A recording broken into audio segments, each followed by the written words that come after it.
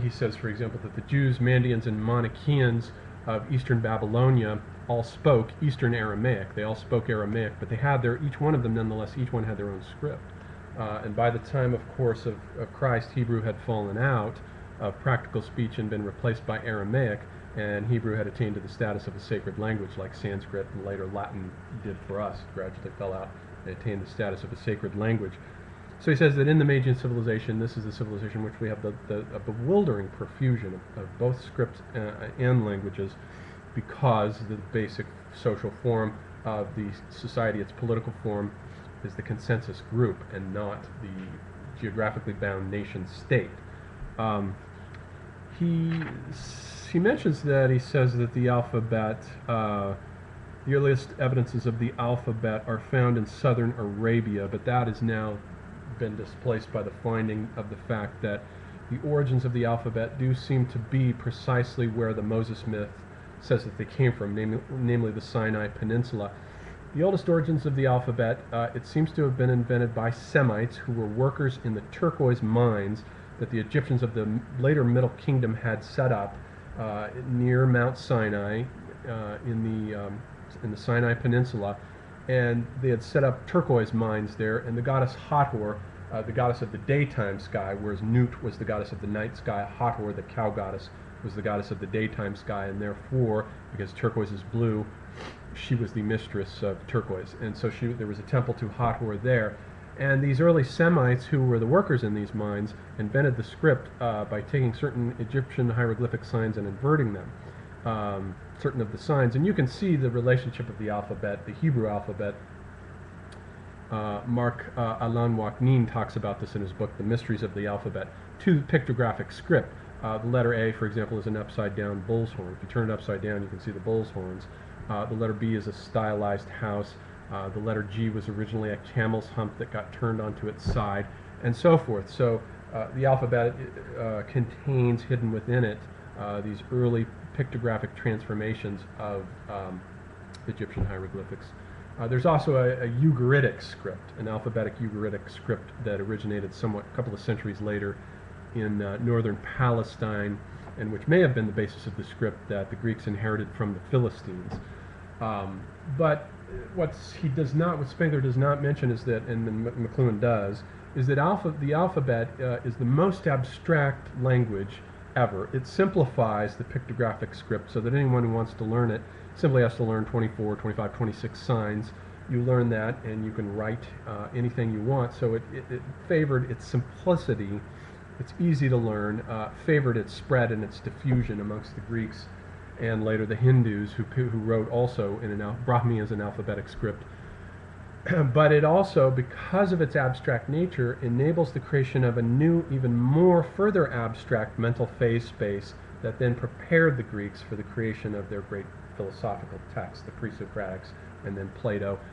This contributed undoubtedly to the philosophical sophistication of the Greeks, possibly the Hindus, although I suspect, since the Hindus, along with the Greeks, are the two great. It's interesting that they're the two ahistoric civilizations, but they're also the two civilizations that invent philosophy, philosophical thinking, and they do so almost at exactly the same time. The Upanishads, 9th century BC in India, slightly ahead of the Greeks with the pre-Socratics in the time of Thales, about 650 BC. So roughly at the same time. That's an interesting fact.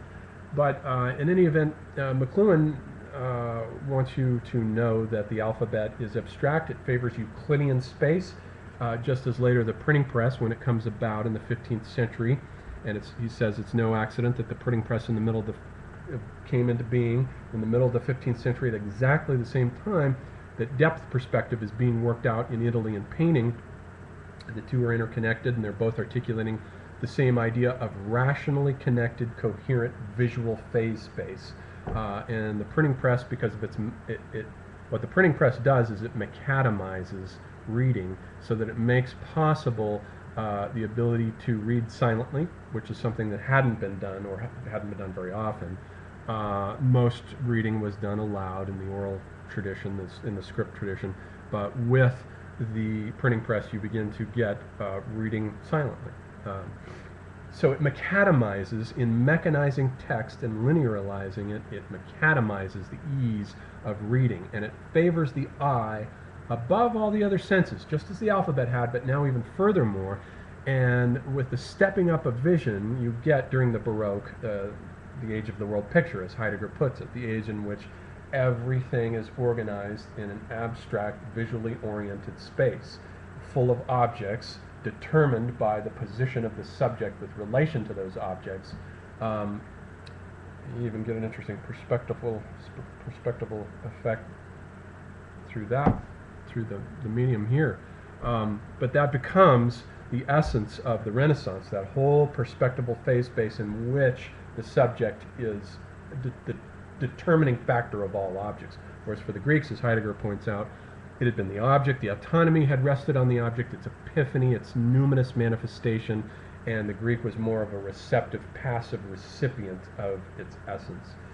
But so Spengler, media studies was not his strong point, and it's not something that he was really that great at. So his ideas about media, I think, have to be supplemented with an understanding of McLuhan. So that in McLuhan we get in the 19th century where Spengler is identifying the disintegration of the civilization, which is really the disintegration of the perspectival phase of the Western mentality.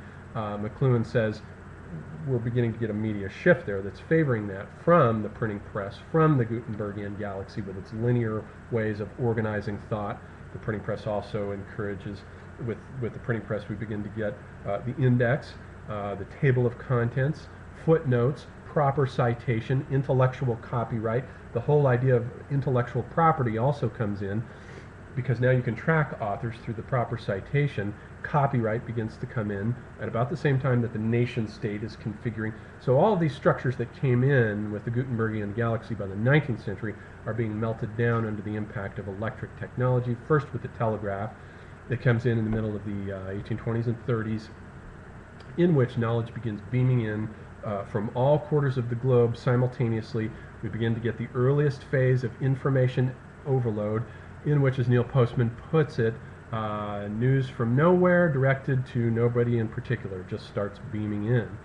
And consequently, we're surrounded in a three-dimensional acoustic phase space now with knowledge beaming at the speed of light from all directions, and we get the newspaper as a symbolist art masterpiece in which now a single perspectival phase space breaks down, and we get the rise of multiple stories, multiple perspectives, and it's up to the viewer to put these things into context. The only thing unifying them is a dateline and maybe a dramatic heading, but we begin to get the breakdown into all these separate phase spaces that actually are a forecasting of what Einstein's going to do in physics with his idea of relativity, in which each object at the speed of light carves its own spatio-temporal niche, and time flows differently for each one of these inertial frames of reference. Time flows differently, space has a different warping to it, and so on.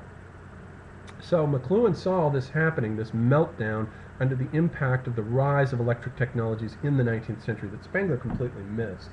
And I think what Spengler is correctly identifying as a disintegration, as a cultural collapse, a disintegration into a pralaya, a cultural pralaya.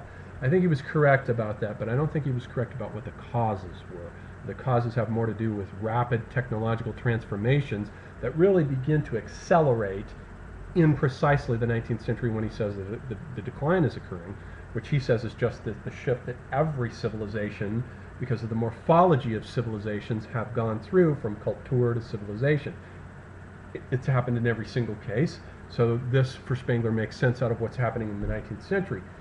But our civilization has a media explosion during this time that I think put a lot of stresses on the culture, pulled it apart, and contributed to what Spengler might be right, and it might be a natural, organic, predetermined morphological process anyway, but I think the technological explosions of coming in as the 19th century goes on get more and more rapid, more and more advanced, put more and more stresses, melt down traditional cultural practices, and it becomes harder and harder for the individual, the hard-pressed and harried individual, to keep up with these transformations, to the point where now today, every year now, we have to adapt to the new media invasions that are besieging us. We have to trade our Facebook account. Undoubtedly, we'll have to trade that for some new thing. We're asked to trade for the Google Plus now to be hip, and it's ridiculous. The metabolism of the culture has just gone into a kind of hyperthyroidism, a metabolic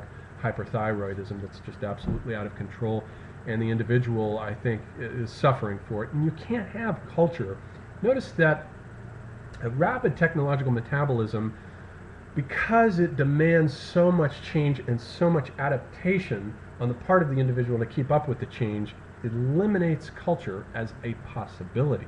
You can't have culture because traditionally, and by this I mean high culture, not pop culture, high culture traditionally is something that requires time. It requires time and enormous commitment on the part of the individual, whether you want to be a great painter or a great composer of music, a great sculptor, or what have you. It requires an enormous investment of time to learn a skill that can't just be changing on you while you're in the process of learning it. There has to be a stability there. And culture takes a while to learn how to do, and once you know how to do it, it takes a long period of time to create cultural masterpieces. You can't just crank them out like Xeroxing copies on a copy machine.